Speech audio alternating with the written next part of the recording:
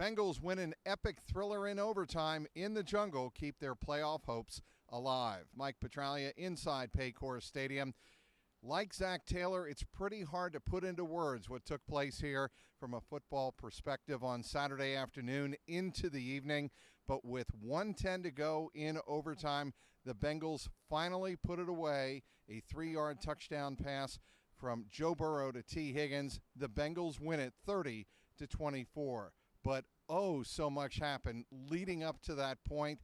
It's hard to really summarize in just a few minutes. Well, we'll give it a try. T. Higgins had 3 touchdown catches. He had 134 yards receiving in this contest on 11 catches on the day.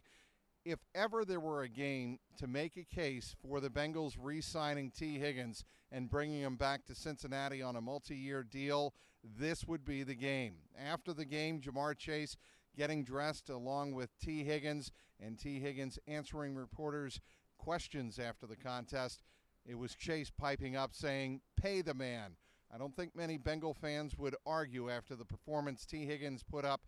And what's interesting is it wasn't any of the 3 touchdown passes, or receptions, I should say, that were the most impressive on the day for T. Higgins. It was the 31-yard catch to set up the game-winning score, again, with just about 1 minute left in overtime. That was the play of the game for the Bengals offense because it took T. Higgins all of his body control to stay in bounds, and he got both feet down before falling out of bounds at the 3-yard line, just pushed out before he could cross the end zone.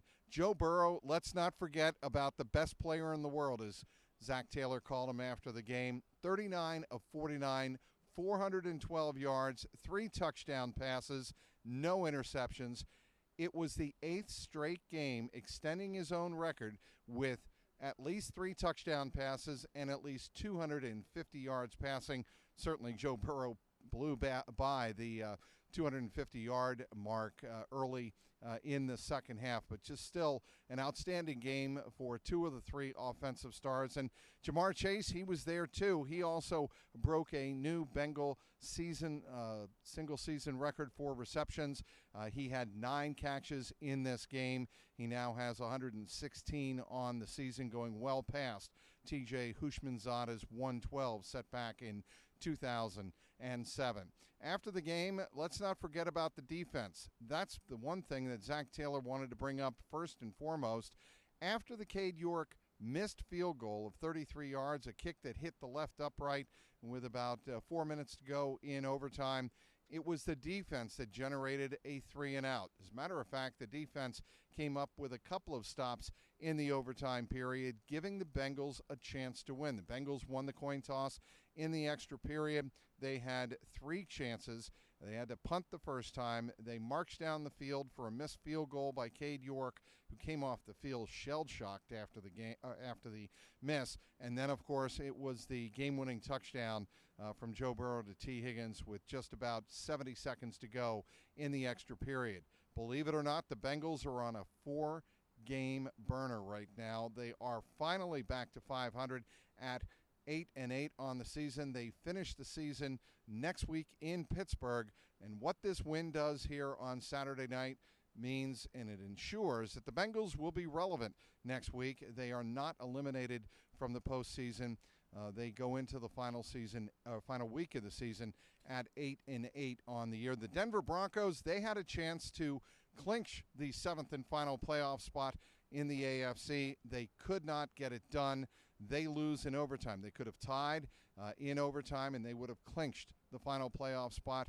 But for the second straight week, the Broncos fail to get it done. And certainly a killer for Sean Payton and the Denver Broncos. Let's not forget the job Marvin Mims Jr. did in this game. 2 touchdown catches, including one with 8 seconds to go on 4th and 1 from the 23-yard line that sent this game into overtime. Bit of a help, I think, from Sean Payton, the Denver Bronco head coach, toward the Bengal cause in this game. He did not go for 2 points. And so settled for the extra point instead and sent this game to overtime at 24. After the game, Jordan Battle and also Joseph Osai, who had a sack in this game, He told me it was all about being resilient. Forget the play, forget the 51-yard bomb that Marvin Mims scored on to get this game tied at 10 apiece. Forget all of the bad plays that the defense had. Make sure you go back out there and get the job done on the very next play. And the Bengals got the job done, certainly, in overtime. Some interesting news from left tackle Orlando Brown Jr. after the game. He acknowledged that he has been playing with a broken bone in his foot, actually broken bone in two places in his right leg, and as a result of his fibula and tibia fusing when he was young. As he grew too fast, so the two bones were fused together, and that created somewhat of a problem for him later in life, and now has resulted in him playing through a broken leg after he came off the field and in victory with all of his Bengal teammates and into the locker room. He said, that's what happens. You play on an effing broken leg, but everybody was fired up after this game as the Bengals walked into the locker room with a 30-24 win. Really, really hard to believe and put into words what happened here tonight.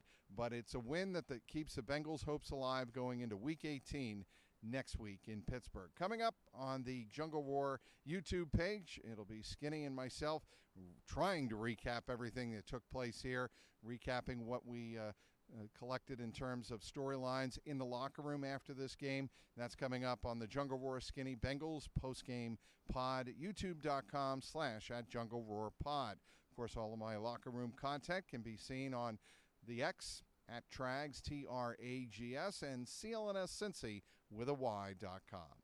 Again, the final in overtime, the Bengals 30 and the Broncos 24. Mike Petraglia, CLNS Media.